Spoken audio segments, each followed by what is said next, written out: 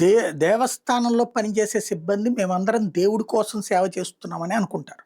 అయితే ఆలయాన్ని ఓన్ చేసుకుంటారు. కానీ ఈ ఓన్ చేసుకునేటప్పుడు అక్కడ ఉన్నటువంటి పనులలో నిబంధనల్ని పక్కన పెట్టేస్తారు. అది దేవుడు అంగీకరించడు అన్నటువంటి దానికి సాక్ష్యం పరకామణి ఉదంతం.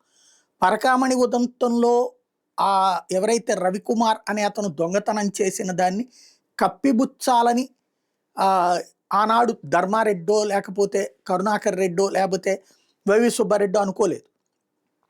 డబ్బులు $100 నోట్లే కాబట్టి ఆ మొత్తం కొంచెమే కాబట్టి దానికి ఎదురుగా 14.5 కోట్లు, అంటే అధికారిక లెక్కలో 14.5 కోట్లు, అనధికారిక 100 నుంచి 150 కోట్లు వాళ్ళు ఇచ్చేస్తానన్నారు. కాబట్టి ఆ సొమ్ము స్వామివారికి అర్పిస్తున్నాం కాబట్టి అది మనం దేవుడికి సేవ చేస్తున్నామని ధర్మారెడ్డి ఫీల్ అయ్యారు, చైర్మన్ ఫీల్ అయ్యారు, సిబ్బంది ఫీల్ అయ్యారు, ఈవెన్ సతీష్ కుమార్ ఎవరైతే మనం సూసైడ్ చేసుకున్న ఆయన ఫీల్ అయ్యారు. అంతే తప్పించి వాళ్ళు ఏదైనా తప్పు చేస్తుంటే వాళ్ళు ఆ డబ్బుల్ని గనక మొదటంతా జరిగిన ప్రచారం ఏంటి, ఆ రవికుమార్ని బెదరేసి అతని ఆస్తుల్ని అతని దగ్గర డబ్బుల్ని వీళ్ళు ఎవరో లాక్కున్నారు, వీళ్ళు రాయించుకున్నారని. అదేమీ లేదని తేలిపోయింది కదా సిట్ దర్యాప్తులో. ఇంతవరకు ఎవరికి రాయలేదు, ఎవరికి డబ్బులు ఇవ్వలేదని అతను కూడా స్టేట్మెంట్ ఇచ్చేశారు. కాబట్టి ఆ అపోహలన్నీ పక్కకి పోయినాయి.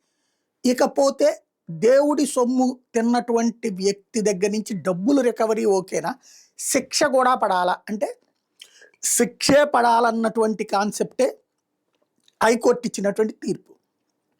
ఇదే సందర్భంలో ముఖ్యమైన విషయాల్లో వాళ్ళు అనుకునే దానికంటే నేను అనుకునేది జరగాలని స్వామివారు అనుకుంటారు. నేను ఇంతకుముందు కూడా చాలాసార్లు చెప్పాను. ఇప్పుడు లడ్డూల తయారీకి సంబంధించినటువంటి సందర్భంలో నేను అక్కడికి వెళ్ళినప్పుడు, నేను అక్కడ డ్యూటీ చేసేటటువంటి సందర్భంలో TV9లో ఆ లడ్డూల తయారీ పోటుకి సంబంధించిన చిన్నది కావడం వల్ల, గుడి లోపల చిన్నది ఉండటం వల్ల తక్కువ ఉత్పత్తి అయ్యేవి, దాంతో బ్లాక్లో అమ్మేవాళ్ళు. ప్రతిరోజు హోంగార్డ్ అరెస్టు, కానిస్టేబుల్ అరెస్టు, లేకపోతే బ్రోకర్ అరెస్టు, 2 లడ్డూలు దొరికినాయి, 10 లడ్డూలు దొరికినాయి.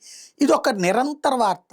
ఎందుకు ఇది అన్నటువంటి సందర్భంలో ఇట్లా పోటులో తక్కువ తయారు చేయగలుగుతారంటే మరి పోటు బయట పెట్టుకోవచ్చు కదా అంటే అపచారం అన్నారు తప్పించి ఇది లేదు. ఈవెన్ ఆ మాట అనడం కూడా తప్పు అన్నటువంటి కోణంలో నన్ను నియంత్రించే ప్రయత్నం చేశారు. నేను అలా కాదు, ఏ దేవుడైనా సరే భక్తుడు ప్రసాదం ఇంటికి తీసుకుపోవాలనుకుంటాడు, కానీ భక్తుడికి ప్రసాదం బ్లాక్లో కొనుక్కోవాలనుకోరు కదా అన్నటువంటి సంకల్పంతో, దేవుడి మీద నాకు ఉన్నటువంటి నమ్మకంతోనే నేను ఆ వార్త ఫాలోఅప్ చేశాను. ఆ సందర్భంగా సైకిల్ మీద ఇంట్లో పిల్లలు పడిపోతే కూడా దాన్ని అదిగో చూసారా మీకు అపచారం అని చెప్పేసి నన్ను బెదరేసినా కూడా దేవుడే చూసుకుంటాడు నిజాయితీ ఏంటన్నటువంటి కోణంలో నేను ఆ వార్తని ప్రజెంట్ చేసుకుంటూ వచ్చా.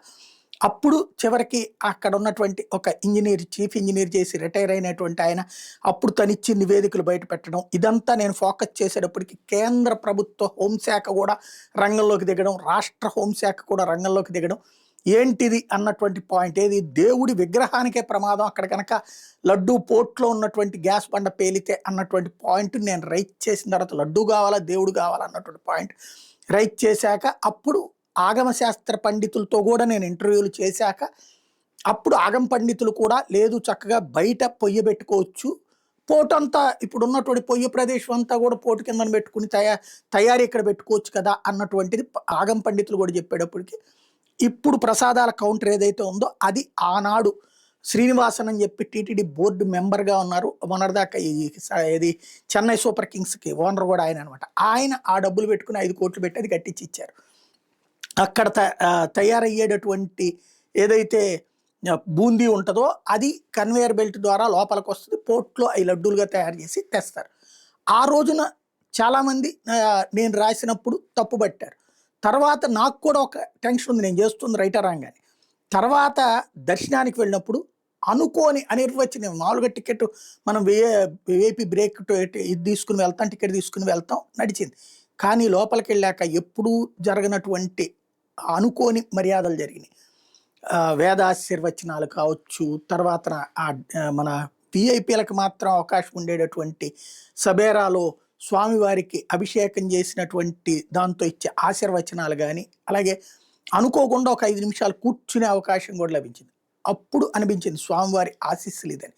అట్లాగా ఇప్పుడు స్వామివారు దీంట్లో ఏదైతే ఇప్పుడు హైకోర్టు ఇచ్చినటువంటి తీర్పేంటి దీని మీద సరైనటువంటి విధంగా కౌంటింగ్ జరగాల, ఆర్టిఫిషియల్ ఇంటెలిజెన్స్ వినియోగించాలా, ఇవాల్టి ఆధునిక పద్ధతులు వినియోగించాలి అంటే అందులో ఉన్న లోపాన్ని సరిచేయడానికి భగవంతుడు ఇప్పుడు ఈ రవికుమార్ని ఎంచుకున్నారనాలా, లేకపోతే కనుక ఆ ధర్మారెడ్డిని ఎంచుకున్నారనుకోవాలా.